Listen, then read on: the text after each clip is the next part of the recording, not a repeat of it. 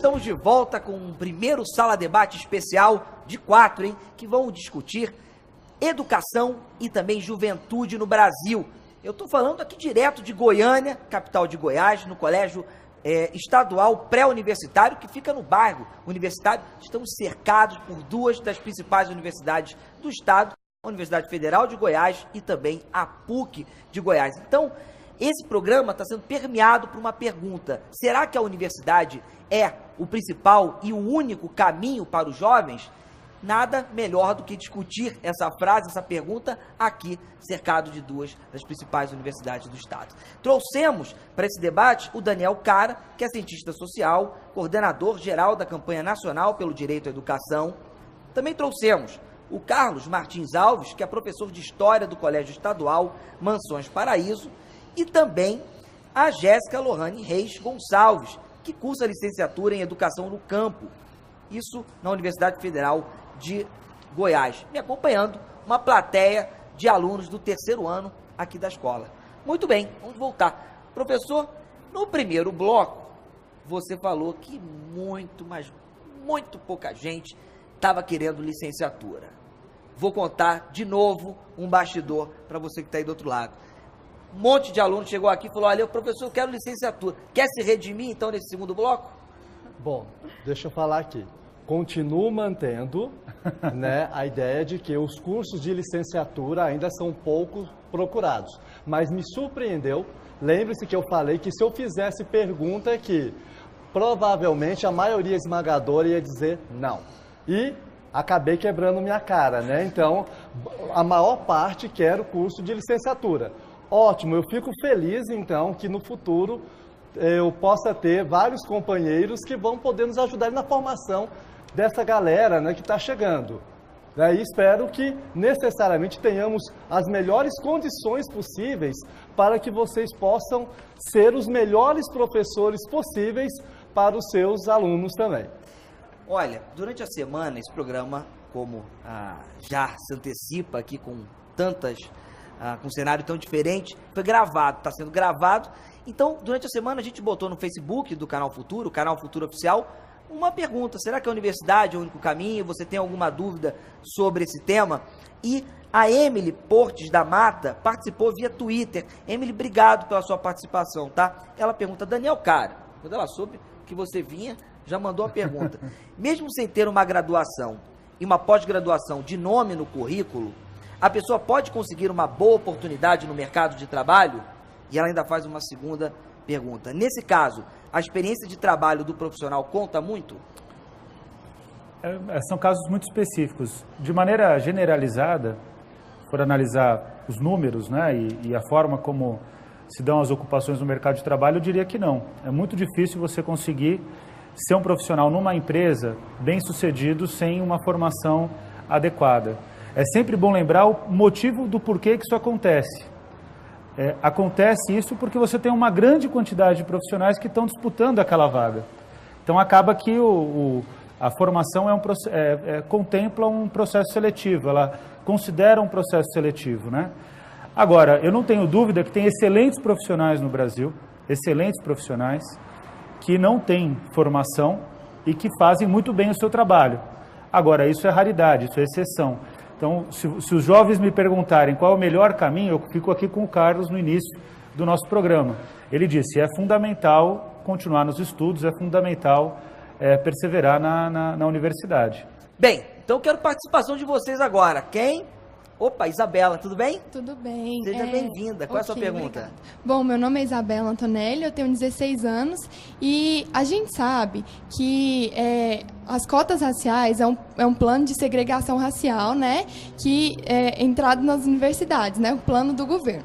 E eu queria saber se é um plano de longa duração, se tem projetos para que isso acabe e qual a decisão que vocês fazem quanto a isso, que pode promover, enfim. Eu gostaria de saber mais sobre as cotas raciais. Daniel é um dos grandes especialistas nesse tema, por isso vou passar a bola para você. Eu sou um grande defensor também. Não vou discordar Bom, primeiro a gente tem que ter a clareza de que o Brasil já é um país segregado. Se você for na universidade, eu, por exemplo, na minha turma, eu tinha, com 200 alunos na USP, eu tinha 4 colegas negros. Quer dizer, isso é completamente inaceitável, considerando que a maior parte da população brasileira é negra. Ou não branco, né? Já para não ficar no debate de como as pessoas se consideram. As cotas raciais, elas têm provado que as universidades que fizeram essa política, antes até da lei que nós aprovamos, elas tiveram um desempenho muito bom. E os alunos que entram pelas cotas também tiveram um bom desempenho, o que significa que o que é fundamental é a oportunidade. Por isso que a gente briga tanto por mais vagas na universidade pública. Qual é a questão? A questão é que a política ela tem que ser transitória. Então, a política está marcada para 10 anos. Eu acredito que em 10 anos a gente não vai corrigir as distorções. Vai precisar de um tempo maior. O que eu acho importante que a gente considere é que essa política ela parte pela matrícula do ensino da escola, pela matrícula do aluno da escola pública. Então, quem cursou ensino médio na escola pública, como eu cursei, na minha época não tinha essas cotas e para a USP não tem, inclusive, é só para as federais. Quem cursou escola pública tem mais chance porque as vagas estão reservadas para a escola pública. E as vagas reservadas para a escola pública são distribuídas pela população conforme critérios raciais do IBGE. Agora, qual é o ponto central? É cada universidade que determina a maneira como a política se operacionaliza. Então é importante vocês observarem aqui em Goiás como a UFG está tratando disso. Agora, recomendo fortemente, aqui em Goiás, lutem para entrar na UFG. Eu acho que isso é importante. A PUC pode ter ótimos cursos, mas eu tenho certeza que a universidade pública, no geral, pode ser que em algum curso específico não, mas no geral ela é melhor. E vocês, sendo alunos de escola pública, vocês têm uma grande oportunidade de um ingresso que vai fazer diferença na vida de vocês.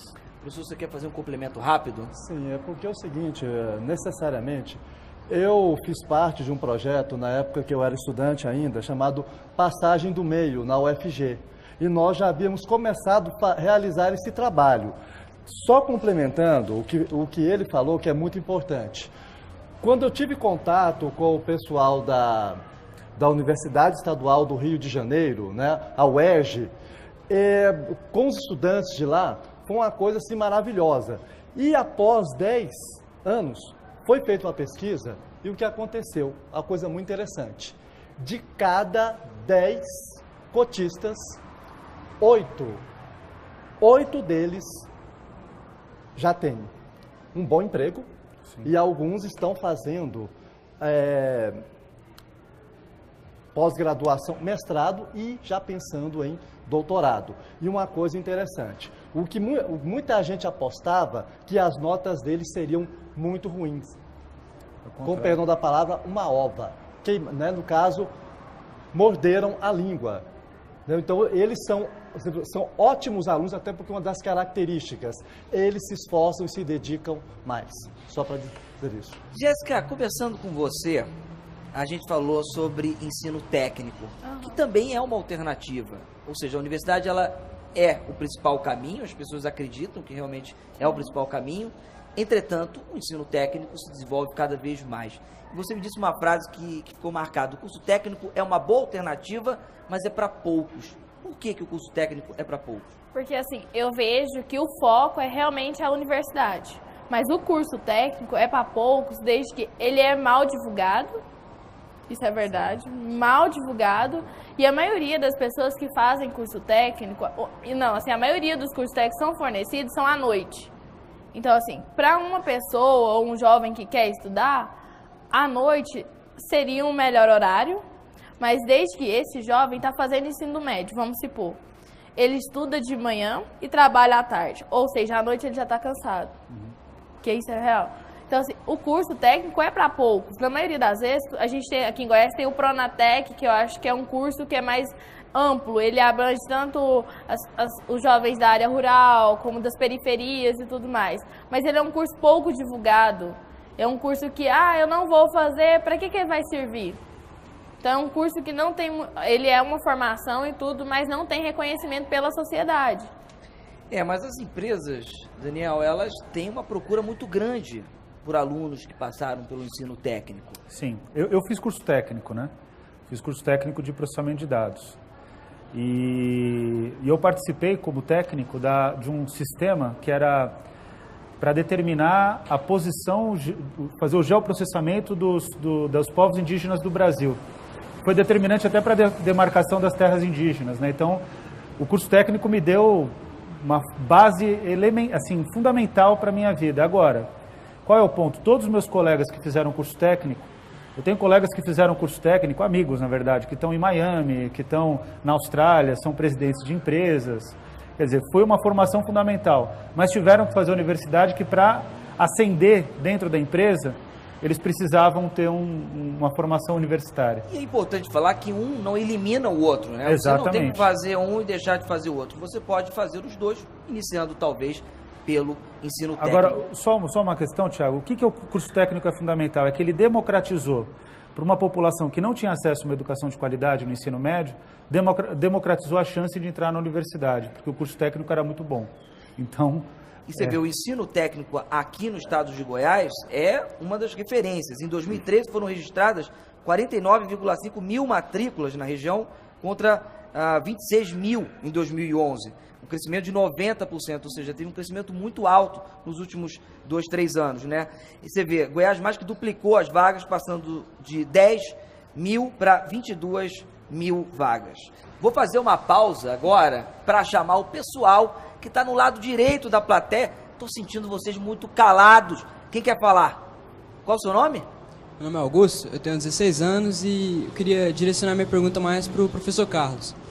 Ele tinha mencionado a questão da procura pouca pelos cursos de licenciatura, e eu queria perguntar, porque aqui tem muitos alunos que querem fazer licenciatura, mas não é o que a gente vê quando o resultado da universidade sai, por exemplo, que a concorrência é menor, ponto de corte e tudo. Eu queria saber como que essa realidade pode ser mudada, como, assim, fazer com que o jovem queira se preocupar mais com a questão de ser professor do nosso futuro.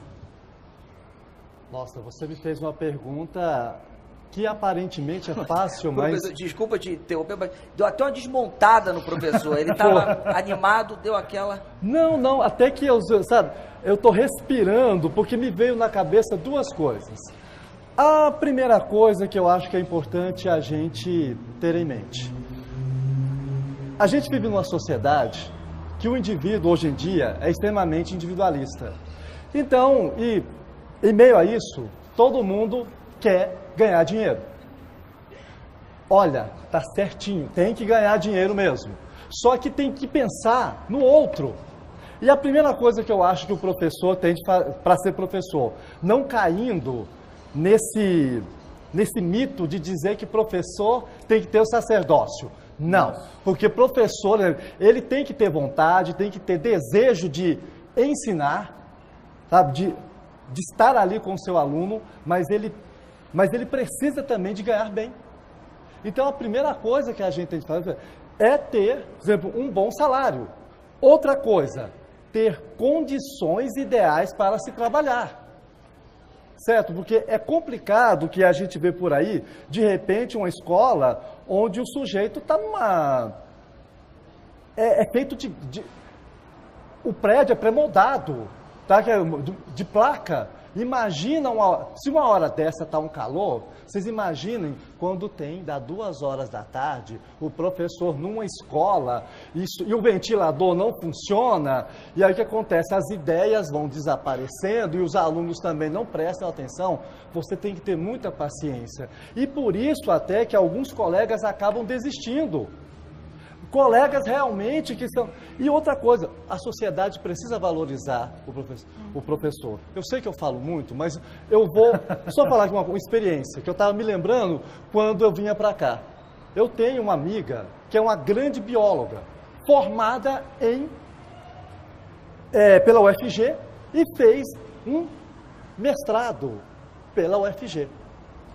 Ela namorava, nossa, se ela ouvir, não, eu vou falar, depois ela me bate depois, né? Mas é uma coisa interessante. Mas é rapidinho, professor? Sim, porque ela falou o seguinte, ela teve um namorado e como no rompimento, qual foi a frase que se utiliza para ofender, né, o ex?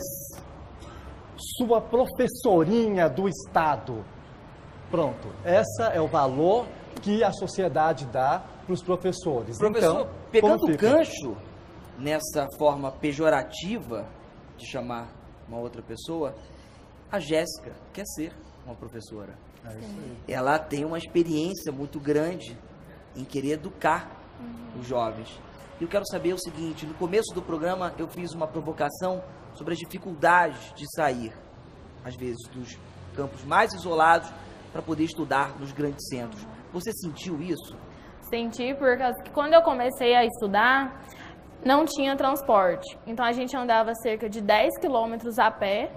E assim, a idade média, a gente era 9, entre 11 anos a 19. Ou seja, os mais velhos carregavam as mochilas dos mais novos, porque eles não conseguiam andar à distância carregando as mochilas.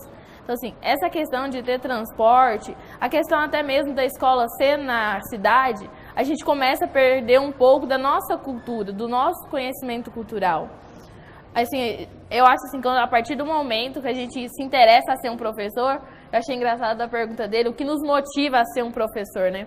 Eu antes, quando comecei na licenciatura, tinha aquele interesse em ser professora, mas o que mais me encantou foi um dia que eu entrei na sala e dava uma escola que chama Holanda, que fica no município de Goiás, só porque é no meio de um assentamento.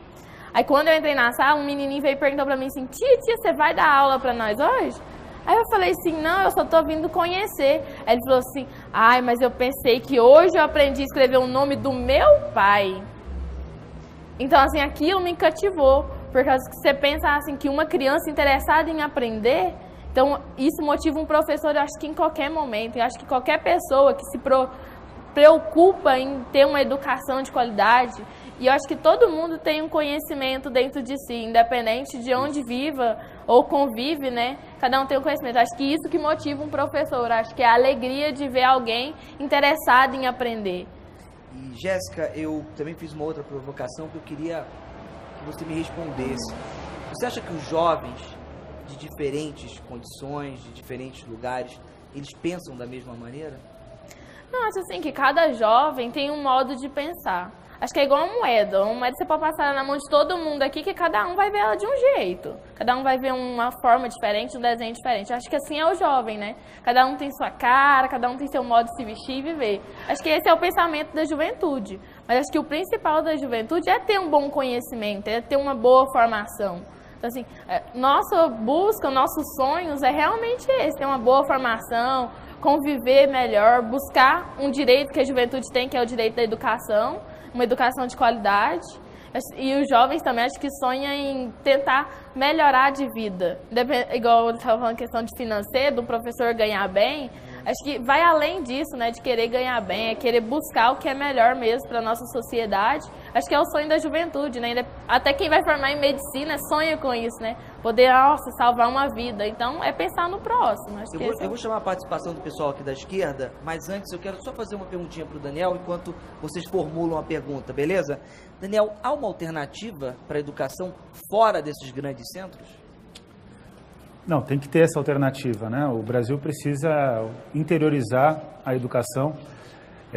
O relato da Jéssica, eu acho que para mim é uma preciosidade a fala dela aqui, porque ela traz exatamente os desafios da educação do campo, que é a luta pelo transporte escolar, as salas multisseriadas, quer dizer, é uma realidade que precisa mudar. Isso vai mudar essencialmente quando a gente tiver mais equipamentos escolares, mais instituições de ensino no campo. Isso é fundamental para que o Brasil, de fato, se desenvolva de maneira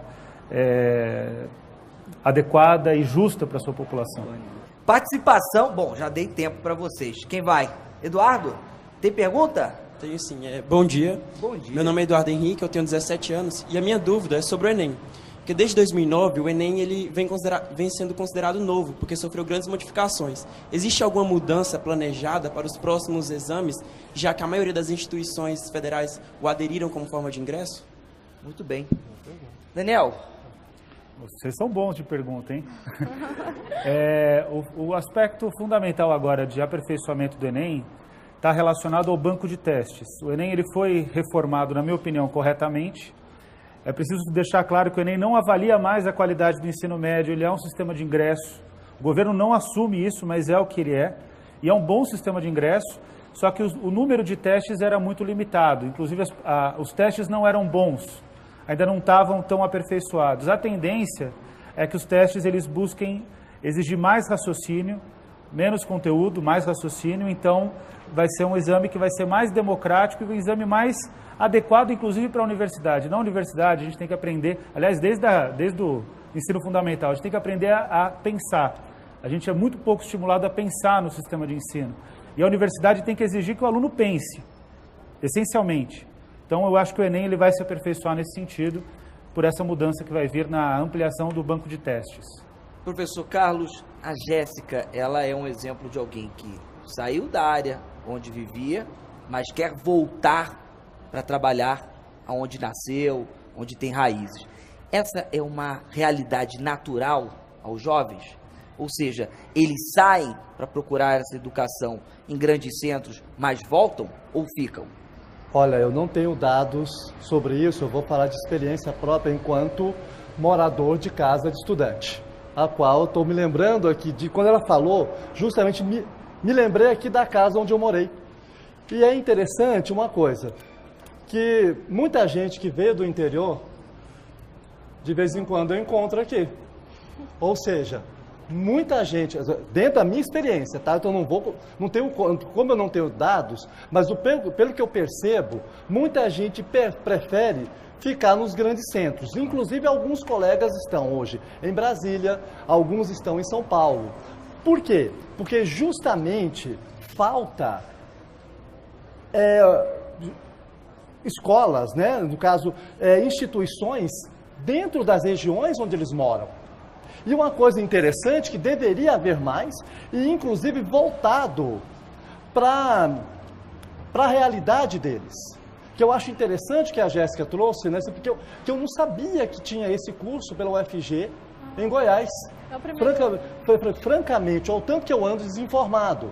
Que eu acho, quando ela começou a falar, eu falei, gente, que coisa maravilhosa. E é bacana que isso aí, não, o garoto ou a garota não precisa se deslocar para um grande centro. Pode ficar ali e, inclusive, para poder ajudar a sua comunidade, né? As pessoas que estão ali da sua cidade, que é muito importante.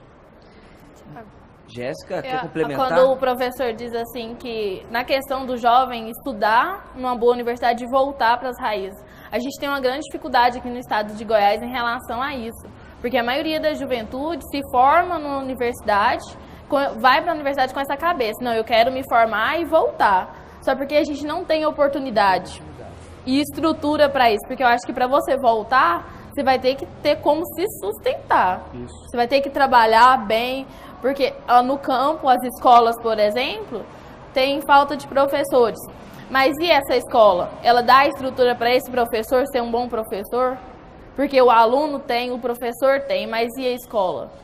Então, assim, tem quadro que até hoje, você vai escrever no quadro, tem um risco no meio do quadro que te impede de escrever. Assim, o desejo, claro que tem a juventude, quem não gostaria de fazer uma boa universidade e voltar para junto de seus pais, para junto das suas raízes e continuar. Então, assim, mas ainda falta essa oportunidade para continuar lá. Eu falei do curso técnico só para dar mais um dado, te deixar cada vez mais informados sobre os cursos técnicos. CNI, Confederação Nacional da Indústria, ela diz que 70% dos estudantes do ensino técnico são contratados pelas indústrias. Daniel, a gente está chegando ao final, eu quero suas considerações finais. Bom, em termos de... Bom, primeiro eu queria agradecer a oportunidade de estar aqui, agradecer a oportunidade de conhecer vocês. Eu acredito que o aspecto central que a gente tem que ter clareza no Brasil é que a gente ainda está numa trajetória de construção de um país que de fato seja justo e próspero. A gente está muito distante de completar essa trajetória. Essencialmente vai depender de vocês, inclusive, né? Dessa geração que vai entrar agora na universidade. O que a gente não pode é limitar o nosso sonho. E o que a gente não pode é limitar a nossa perspectiva de ver um futuro melhor. Então eu espero que todos vocês assinem o muro aí no final do ano, todos vocês consigam entrar na universidade e não se limitem, busquem a melhor universidade, busquem a melhor formação. Caso queiram ser professores, vai ser excelente, mas não deixem de sonhar. Isso é fundamental para o desenvolvimento de vocês e a perspectiva de vida. Obrigado pela sua vinda, professor Carlos. Breves palavras. Ok, agradecendo por essa oportunidade. E realmente uma coisa que a gente quer, que eu penso, Eu vou resumir tudo numa coisa: qualidade da educação. É importantíssimo que nós tenhamos isso hoje, para que possamos ter uma juventude que não só profissionalmente, tá, que não atenda só o mercado de trabalho, mas uma coisa que não deu tempo para a gente falar aqui, que é a questão de a gente ter, além de ter um bom profissional no mercado, ter também um profissional de senso crítico. Tá? E alguém de senso crítico, na minha opinião, é alguém criativo. E uma pessoa criativa, ela transforma, ela muda uma sociedade. Obrigado pela sua participação. Jéssica, chegou esse momento. Eu quero agradecer, né, pela oportunidade de estar representando todas as jovens, né. Eu quero dizer à juventude que não parem de sonhar e não deixem de lutar, né, por uma educação, porque eu acho que é um direito nosso e temos sempre que lutar por isso. E eu acho assim que, como jovem do campo, eu incentivo a todos a estudar, porque a educação é igual muitos fazem e falam, né, é a única coisa que eles vão deixar pra gente de valor. Acho assim que a educação vai ser tudo e que o governo, né, abra o olho, né, os nossos governantes, a nossa sociedade, né, abra o olho e dê valor nos nossos estudantes. Obrigado pela nada, participação de obrigada. vocês três. Obrigado pela participação de vocês. Obrigado também ao Instituto Unibanco, que é parceiro do Futura e das Secretarias de Educação dos Governos de Goiás, Ceará, Pará e Rio de Janeiro, nesses grandes debates, nesses 4 debates sobre educação e juventude. Muito obrigado à escola. Jaqueline, obrigado por você ter cedido esse espaço. Enfim, temos muitos agradecimentos e muito caminho pela frente, tá bom? Obrigado, e semana que vem a gente vai para Ceará discutir o medo de sobrar. Até mais. Tchau, tchau.